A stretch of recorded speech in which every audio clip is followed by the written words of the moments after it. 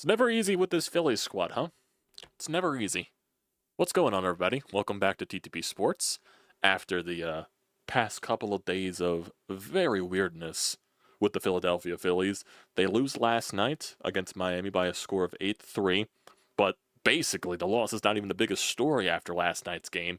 It's because of what happened basically after last night's game, all the news that came out leading into the news that went into last night's game because it happened on Monday night, and then everything that was the major talking point about yesterday's game, and then you have today's win by a score of 4-2 against Miami. But basically, we all know the gigantic news. We all know this for the past couple of days. My God, with Nick Castellanos snapping at Rob Thomson for Rob taking him out as a defensive replacement. I believe it was in the 8th inning or something like that. Then Rob benches him for Tuesday's game. Phillies end up losing Tuesday's game because Jesus Luzardo was a little bit shaky. And then since you used a lot of your main bullpen pieces on Monday, you had to go to your low leverage guys, and the low leverage guys didn't work out on last night's game, and that is the result of why you lost. But then you go to today's game. Nick Castellanos back in the lineup, and of course he's involved in a lot of things with this goddamn game. Jesus fucking Christ. The terrible base running, and also, of course, he makes a really good play at the end of the game to save the game, basically, because Matt Strahm was just chucking meatballs up there, and I swear to God, I thought that ball from that last Marlins batter was going over the wall, and I thought that was going to be a walk-off 3-run shot, and I was going to be fucking pissed. And frankly, I'm even annoyed with this game, and still, they got the job done. It's every time you go down to Miami, it's so weird. It's so blah because there's literally zero atmosphere down there whatsoever. Yeah, there's Phillies fans down there, but it just doesn't feel like a baseball atmosphere, if you know what I mean. The Marlins don't have a real fan base. It just feels weird. It feels weird. So even I don't want to say I don't want to take much from these games, but it's such a weird atmosphere that it's just the entire stadium is dead. And that's what each game when you play against Miami in Miami feels like. It just feels like it's dead. It just feels like it's a drag. It's a blah. Everything. So, and granted, today with the runners in scoring position multiple times, the very bad base running by Nick Castellanos, that probably, if you scored some runs in that inning, would have prevented the heart attack that was Matt Strahm in the bottom of the 9th inning. So I digress from that sanction. So, yeah, I guess I should talk about the thoughts about Nick Castellanos first, because I still feel like it really just ties into today's game as well, because Nick Castellanos was still involved in a lot of crap with today, with his terrible base running. I believe that was in the top of the 6th or the top of the 7th inning when Alec Bohm leads off with a single, then Nick Castellanos gets on.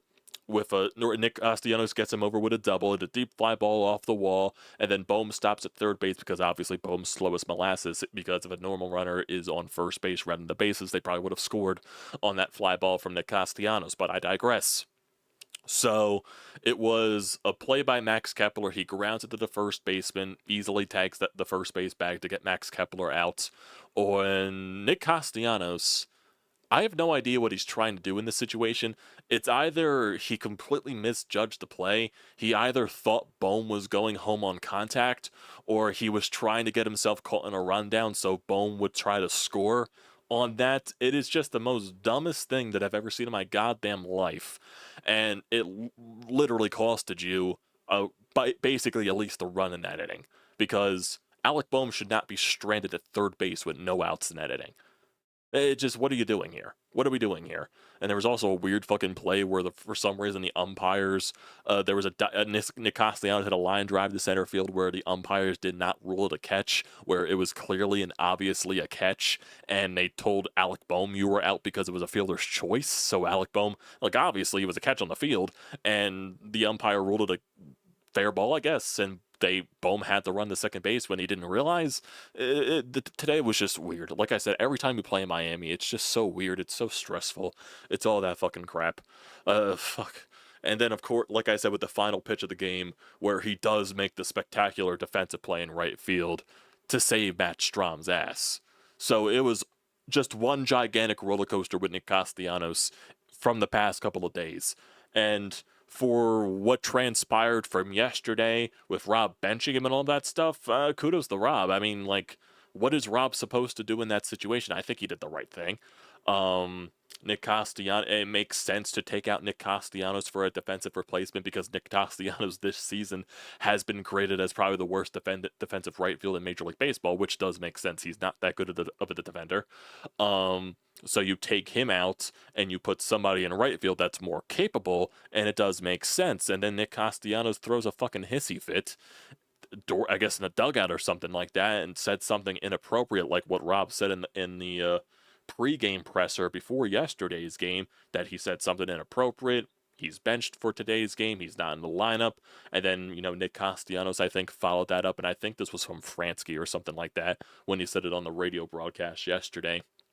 That I'm paraphrasing here. I don't remember the exact quote that he said, but basically it was Rob's decision. I said something, and Rob, it's Rob's decision. I'm not in the lineup or something like that.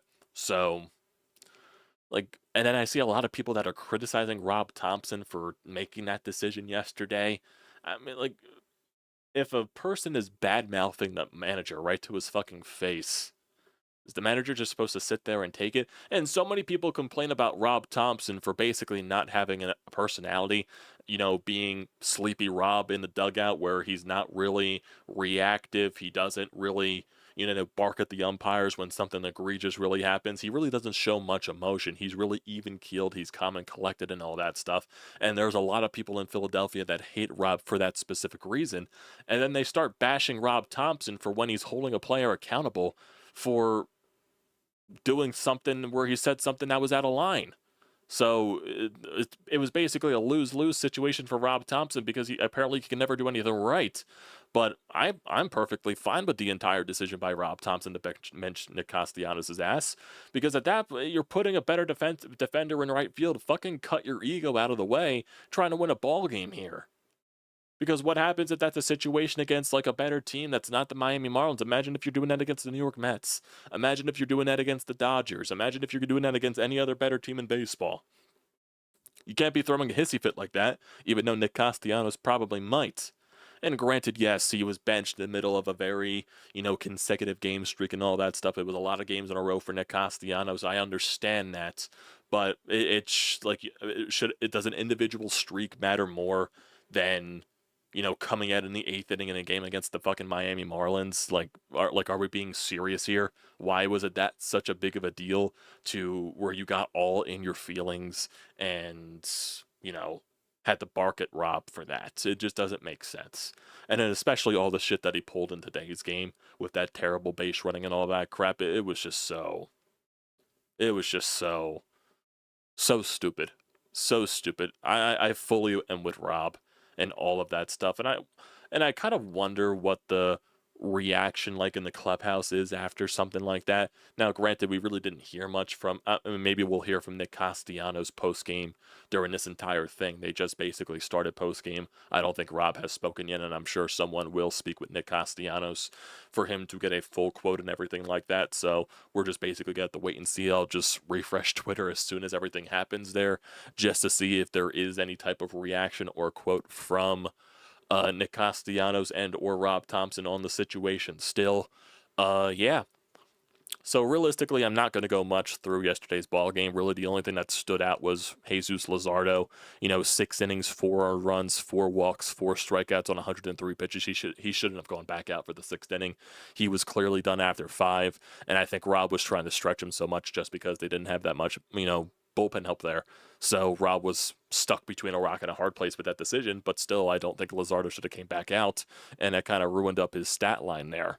Then you have Tanner Banks comes in, allows some runs, Ross allows a home run, Mercado allows some runs to score, and realistically, your only offense from yesterday's ball game was from, Trey Turner. He had a solo shot, Kyle Schwarber had an RBI single, and then Rojas also had an RBI in last night's ball game as well. So realistically, nothing happening there. So we go to today's ball game. A lot from the middle of the order. Alec Boehm had himself a really good game in today's game. Bryson Stott had his best game in a very long time with a 3-run shot that ended up being the winning runs in today's game. Brandon Marsh continues to hit the ball very well. JT Realmuto had an RBI in today's game, so an 0 from Trey Turner and from Kyle Schwarber. Kyle Schwarber has been such a very hard watch lately. I know he's hit some home runs this month, but the majority of the month of June for Kyle Schwarber, like the whole collective Kyle Schwarber experience in the month of June, has been very, very, very bad to watch.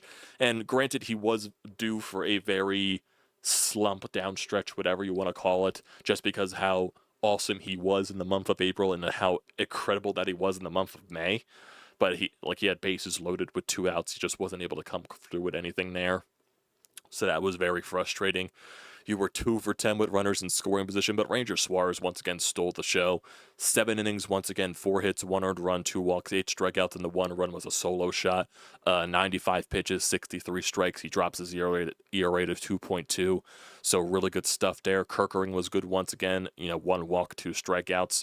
Lowers that ERA still, and Matt Strahm was just very ugly. The Matt Strahm experience has just become basically a heart attack every single time he is out there.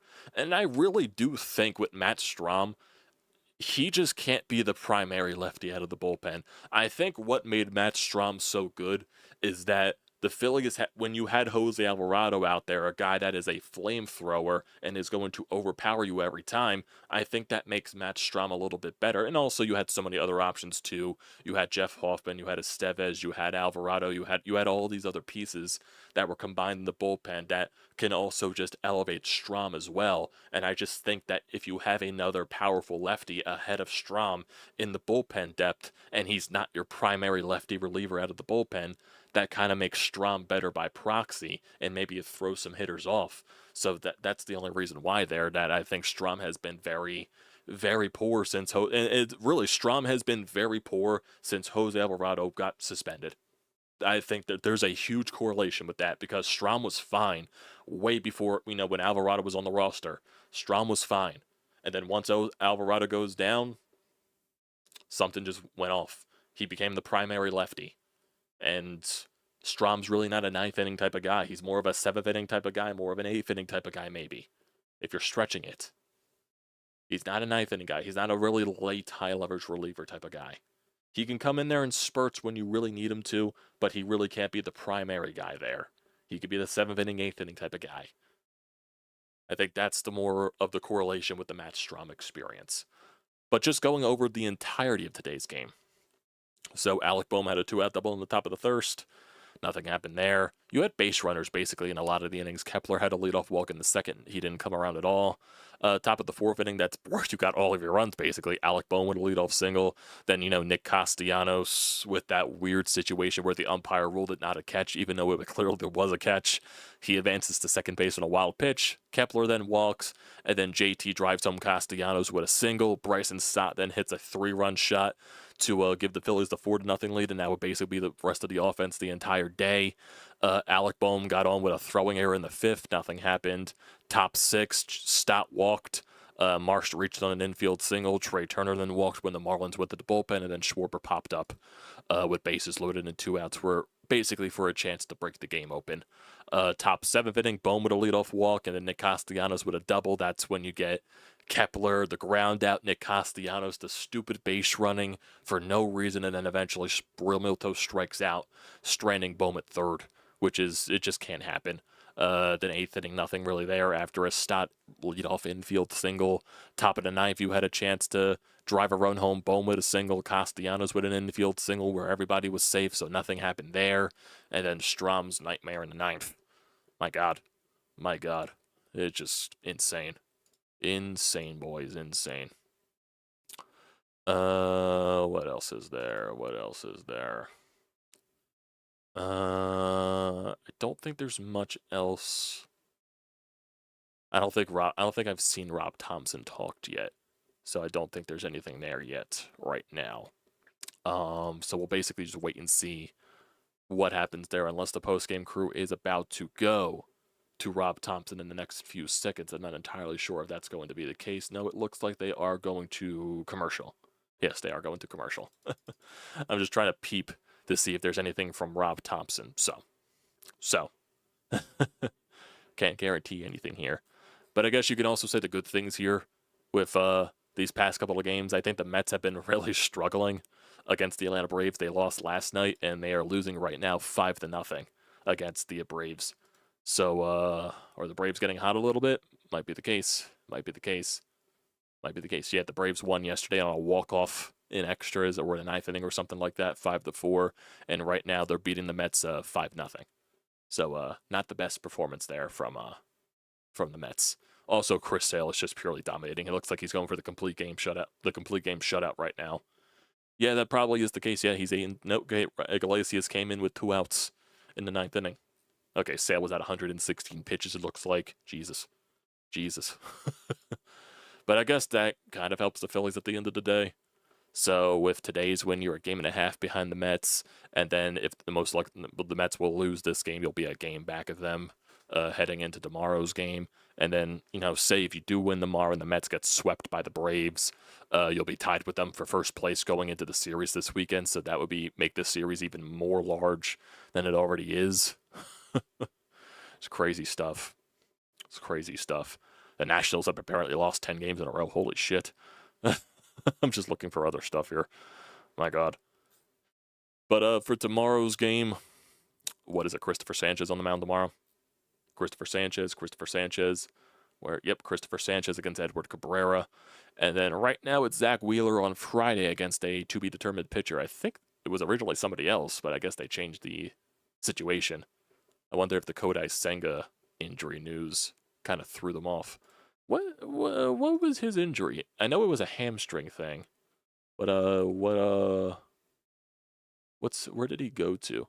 Okay, he went on a 15-day IL with a grade 1 hamstring strain. Mark Vientos is on the 10-day IL as of June 14th, so he'll probably miss the series in Philadelphia, possibly. Or he's starting his rehab assignment. Okay, he's starting a rehab assignment. Frankie Montas is on the he'll rejoin the Mets in a bullpen role instead of being put into the rotation right away. Brooks Raley will be a rehab assignment. Tyler Miguel placed on the 15-day. Oh, okay, so they won't play Miguel, so Miguel just got injured. Miguel just got injured with an elbow sprain. So that's probably why. And then Brett Beatty is day-to-day with a groin issue. So that's probably what. Yeah, it was Miguel that it was on Friday against Zach Wheeler, so it looks like they're going to have to do with something else there. Interesting. Getting some text messages as well. No, I don't think Rob has spoken or anything right now. So it's just, what are you gonna do? It's Christopher Sanchez on the mound tomorrow, like we know, and it's Edward Cabrera. They gotta win tomorrow. They gotta win 3 of 4 here. They gotta win 3 of 4 in this series, just to at least ride something going into that Mets series. Hopefully the Mets also do get swept, but I don't expect the Mets to get swept by the Braves. Maybe they do. Maybe the Mets are just on a very low right now. Here's some stats on Alec Boehm with how hot he's been. Since May 1st, Alec Boehm in 43 games, he's batting .339 with a .382 on base, 7 doubles, 7 home runs, 25 RBI, and an .891 OPS. So Alec Boehm realistically has been back to where he should be batting-wise, but it's still just, when's the attitude issue going to come up? When's the attitude issue going to come up with Alec Boehm? That realistically is just the case. Is Rob Thomson talking right now, or are they just taking 10 million years to talk to Rob? It looks like that is just the case. They're taking 20 million years to talk with the Rob. Ugh, my God. I was like in between the process of wanting to do a recap after last night's ball game, but it was the crazy thing that it was oh yeah, I was busy editing a lot last night for Snow the Goalie, and like halfway through my process, this was like around like 7 o'clock or 7:30 when I got the text message from Russ like, hey, can you use the other recordings just because the video quality is better? And I'm just like, oh, I gotta start my entire process over. And then I didn't finish the posting everything until like basically right when the Panthers won the cup. So basically as the clock was counting down, that's when I was right around finished or something like that. So yeah, that took up my entire night, and I was just tired, and then I had to edit for Brodes right after that. So it was just a crazy night last night. It definitely was. But yeah, Florida Panthers, Stanley Cup champions, back-to-back Cup champions. Sergei Bobrovsky cements the worst trade in Philadelphia history, because he's most likely going to be a Hall of Fame goaltender now after multiple Vezinas and multiple Stanley Cups now. Oh, Ed Snyder, I love you, but you are probably the main reason why the Flyers had to trade Sergei Bobrovsky, because you were so gung-ho to get a starting goaltender, and you needed to sign Ilya Bryzgalov. The Flyers don't sign Ilya Bryzgalov if Ed Snyder doesn't panic after all that crap. And we have, okay, Rob Thomson speaking now on a post-game. So I wonder if I could bring that up for you guys really quickly. At least try to. Let me try to get this up for you guys really quick, because Rob looks like he's talking right now. Let's try to bring that back a little bit. Try to pause it there. Then they're going to Rob. Rewind it a little bit. Let's get the Rob. Blah, blah, blah. There we go. Yes, the Flyers are still paying Bryzgalov. It's not on the cap, but they're still paying him. Okay, here's Rob Thomson. Brady's, is that more about who they had on their bench? Yeah, pretty much. And if we use Romano tonight, he's down tomorrow. Stromey will be available tomorrow. So, and really with Sanchez, with their two lefties on the bench, that's where. And we knew that we figured they were going to pinch hitters. And we talked about Bryson, obviously before the game, but how good was it to see? Oh, it was great. He had great at bats. 3-run homer was huge. Bohm swinging the bat great. Casty, it's an amazing game, isn't it? And I'm so happy for him. He hit the ball great, swung the bat great tonight. Had great at bats and makes that tremendous catch. And he backs up the Ranger error down the right field corner. Saved an extra base. Really played well. In the 7th inning there, did he think Bohm was going on contact? Yes. Okay, was that a called play? Yeah, we were in a read, but he thought we were in contact, and sometimes that happens. Okay. Kyle's obviously going through kind of a tough stretch. Do you still think it's just him being pitched tough? Well, I think his timing's off a little bit too. But yeah, there's, multiple factors, but he'll come out of it. He's a really good hitter. Everybody goes through it. And honestly, what else is there to say about Ranger at this point? Does it feel like he's kind of automatic? Yeah, well, I'd never say automatic, but he's pitched so great. 7 innings, 95 pitches or whatever it was, 8 strikeouts, a lot of soft contact. The only really bad pitch he made was the home run pitch. He tried to go in with a cutter 2-1, and he just left it out over the middle of the plate. So, but he's been tremendous. To that point, it's a 1.17 ERA in the last 8 starts for Ranger. What have you seen special for him in that time span? Just the command of the baseball, he throws the fastball pretty much wherever he wants, keeps people off balance. He does the little things too. You saw it tonight. I mean, I know he made the thrown error, but that was a tough play. But he fields his position tremendously, holds runners, controls the running game. He's got all the intangibles too. So, but he's been lights out. You've mentioned his slow heartbeat before, and Yeah. he could be facing many different tough situations. But how helpful is that for him? Just to navigate through? Yeah, it's like he's pitching in his backyard. He slows everything down. He's just got that ability. Nothing really phases him. And that's a great trait to have. You've maintained your confidence in Bryson throughout some of his struggles. Just what about him has kept you so confident in him? I've seen him hit for a while now, and I know he can hit, and I know he controls the strike zone. He sees a lot of pitches. He can use the entire field, and he's got an occasional he'll hit occasional pop, which we saw tonight. So he's and plus the defense is really, really good. He's one of the best second basemen in baseball. So you have to stay with that. Nick obviously swung at 4 first pitches in a row. I mean, just what have you seen from him this season in terms of aggression at the plate? Well, he's always aggressive. I mean, but if they throw it in the zone, he's gonna hit it. He's gonna hit it hard. And right now, and for a long time now this season, he's used the entire field, because that's really his strength is to be able to shoot the ball to right center, and he's got a lot of power there. He just missed a home run earlier in the game, so he's been really good. And what did you see from Mazur today on the Marlins side? From Mazur? He's got a good arm. He really does. And No, he's really not expressing more detail on the Castellanos situation. I guess I didn't expect to hear much from Rob Thomson in that thought process. I'm sure they are going to get to Nick Castellanos probably at some point, but now post game's going into a commercial break. So probably going to be a little bit until you hear from Nick Castellanos, but we do have some voicemails here actually on the Anytime Hotline, so we should get to those.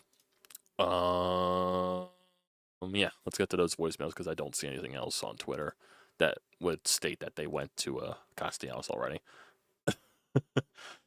So Steven left a very short voicemail, and he also followed that up with a text message. I think it's basically because of Matt Strahm, and he was really worried about Matt Strahm. He said, just wanted to say that Matt Strahm is absolutely cooked. That's what it says in the translation, and then he says it on his text message that the Strahm fall off needs to be studied. I do really think it's just because of Alvarado not being here, and he's the primary lefty. Steven then also chimes in, Ranger trade value is creeping up. Would you consider trading him? I think at this point right now, no. And speaking of trades, I think actually I see one of your, I think it was Franco that yeah, you put any updates on Gabriel Rincones. No, I've not seen anything. I know earlier today the Iron Pigs didn't have him in the lineup, and people were speculating because he also, I guess, took Phillies out of his bio on Instagram, and he didn't follow the Phillies anymore on Instagram or something like that. That people were just automatically speculating that, oh my God, is Rincones getting put in a package for something like that or anything? And then I believe it was the same guy that broke the Alvarado suspension like the night before it happened, and he says that as of right now there's nothing, it has nothing to do with a trade. So I guess we just gotta wait and see, because a lot of other people were saying like, oh, he's never had Phillies in his bio, well, he's never followed the Phillies or something like that. But I don't know, I really don't know. So who knows but we do have a call from Sean. We might as well get to that as well. He did leave a call after last night's game, but we'll get to the one that is more relevant. So, Sean, what you got? So tonight's game is an atypical Phillies game that they can win. Starting pitching has to be pretty damn good, which it was. Bullpen, hold your breath and hope for no disaster. And the lineup sucks, and we'll find ways to not score in a myriad of ways with a man on third and less than 2 out.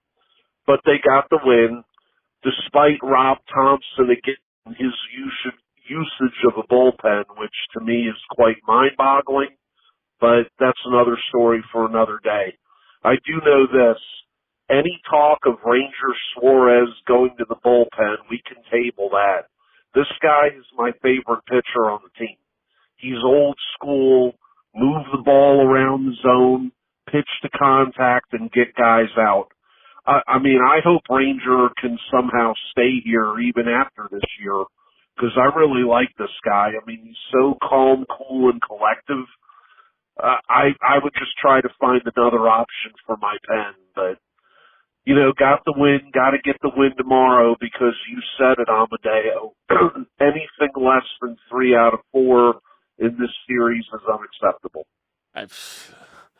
The one thing I would push back on Ranger, as great as Ranger is, like he's been fantastic. I'm not trying to push back anything that he has been doing, because he has been fantastic. When he is on his game, he is the second best pitcher in this rotation, because no one really tops Zach Wheeler, in my honest opinion, and that's probably fair to say. It's just that Ranger can't stay healthy. That's just my worry.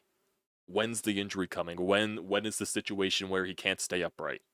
That's my fear. That is my fear. If Ranger never had that issue and he was just able to pitch deep in the seasons, he was able, be a 180 near 200 inning type of guy consistently. He hasn't been able to do that. I'd be perfectly fine with it. I just worry about when is that going to happen, because he was dominating through the biggest part of the first half of last year, and then just all of a sudden, boom, he got dead arm, and then he just wasn't the same the rest of the season. I'm just really worried when that is coming, and that's probably the bad voices in the back of my mind that are saying that. But I think it's warranted a little bit. So that's realistically, I just want Ranger in the bullpen because he can pitch in the bullpen because he's done it before, and it really is just a way to save his arm because you just know it inevitably he's going to get hurt at some point because his body, that's just the way his body is. And you can't fault them for that. It just happens to the best of people and certain athletes. It just happens. But yeah, right now there's really until Ranger stops doing what he's doing right now, there's really no argument to put him in the bullpen. Yeah, that I agree with. Right now, there's nothing to do about putting him in the bullpen. He's basically going out there and giving you quality start after even better than quality start. 6 innings, 1 earned run, 2 earned run, 7 innings, 1 earned run, 2 earned runs, 0 earned runs. He's been electric for you. He's been your second best pitcher right now ever since basically Luzardo fell off. It's been Zach Wheeler, it's been Ranger, it's been Christopher Sanchez, and it's been Jesus Luzardo. And I guess you could throw McAble in there because we don't know when Aaron Nola is coming back at this point. Most likely, I wouldn't expect Aaron Nola back until after the All-Star break, probably not until August. But that's just another discussion for another time. But yeah. So I don't know what they do. I don't know what this Rincones thing is. I know some people are just saying that it has nothing to do with the trade. We'll just wait and see with that process. So who knows? Who knows? Don't think there's anything else. Don't think there's anything else. Yep, obviously got tomorrow's game with Christopher Sanchez on the bump. So, realistically, just with the offense, Trey Turner has been the most consistent hitter on this team. Basically, I would say for 3 months. I know Kyle Schwarber has been great, and I'm not downplaying Kyle Schwarber's greatness, but this month has been very bad for Kyle, and Trey Turner basically has been your best overall hitter, and also the power starting to come back for Trey as well. He's hit 2 home runs in this series. Yeah, Trey Turner has been your best player, I think, right now for a while. Well, not for a while, for a lot of this season, Trey Turner has been one of your best players, and he still gets all the hate in the world. He's most likely going to be an all-star sub at most likely at this rate. I know Francisco Lindor leads NL shortstops in votes. I forget who the second place, but I think Trey Turner's like third in voting for shortstops, if I'm not mistaken. So Trey Turner's most likely going to be a bench. Mookie is the other one. Mookie is the second place voter. Yeah, but Trey Turner should be a reserve. Trey Turner most likely will be a reserve for the All-Star game because I think he deserves it. If we're just talking about All-Stars for the Phillies, it's most likely Zach Wheeler. Honestly, with the way Ranger's pitching, I wouldn't be shocked if Ranger gets in as a reserve for pitching. Wheeler's obviously going to be an All-Star. Schwarber probably will be. Schwarber probably will be in the home run derby if he accepts an invite or something like that. The All-Star game's in Atlanta, right? It's in Atlanta, right? I think. Because I know next year's in Philadelphia, 2026, with the America's birthday and all that stuff. Yeah, because I know 2026 is in Philadelphia. Okay, it is in Atlanta. Okay. Yeah. That's realistically who I think the Phillies All-Stars will be. It'll probably be Trey Turner. It'll probably be Kyle Schwarber, Zach Wheeler, and maybe Ranger Suarez. Because Jesus Luzardo was guaranteed an All-Star spot until his 2 very bad starts, and that's probably throughout the window now. Christopher Sanchez, maybe, but that's he's probably a choice if some pitchers choose not to go. But I would think it would probably be Ranger might also be a choice if pitchers decide not to go, but I think Ranger at this point with the way that he's pitching, he should be one of the first choices. So Trey Turner, Kyle Schwarber, Zach Wheeler, Ranger Suarez. That should probably be the Phillies All-Stars. Because I don't think anybody else deserves it. Castellanos obviously not. Bohm does not. JT nowhere not. Stott no way in hell. Kepler no way in hell. And none of your center fielders. So yeah. I think that's just basically where it is. I don't think there is anything else. I haven't seen anything from speaking of from from Nick Castellanos at all. So I have no idea. So yeah, I think that's where we'll leave it off today.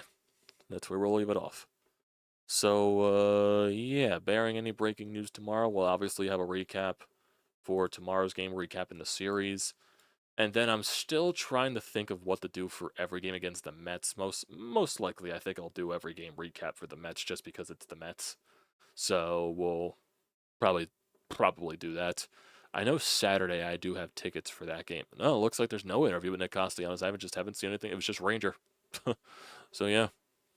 Yeah, we'll have recap tomorrow and probably recap every game in the Mets series because Mets, obviously, they bring the viewership to the channel as well. So I appreciate you boys for tuning out.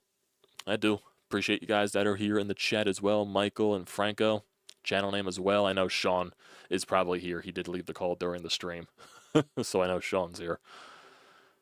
Yes. Ilya Brizgalov is the Flyers version of Bobby Bonilla. He's being paid until 26-27. His last year of payment is 2027. So still 2 more years on the books, even though he's not on the cap anymore. Yeah. So yeah. So appreciate you boys for tuning in as always. Always tuning in. So don't forget to leave a comment in the comment section down below. Don't forget to drop a like. Don't forget to hit the subscribe button. Don't forget to use the code TTPSPORTS, $20 off your first purchase. That's SeatGeek. Great deal. Don't pass it up. And we'll be back for tomorrow's game. And hopefully it's after a Phillies series win. So I'll see you boys tomorrow. Enjoy the rest of your night. Try to stay cool because the weather is going to be getting extremely humid here in Philadelphia if you do live in Philadelphia. So I'll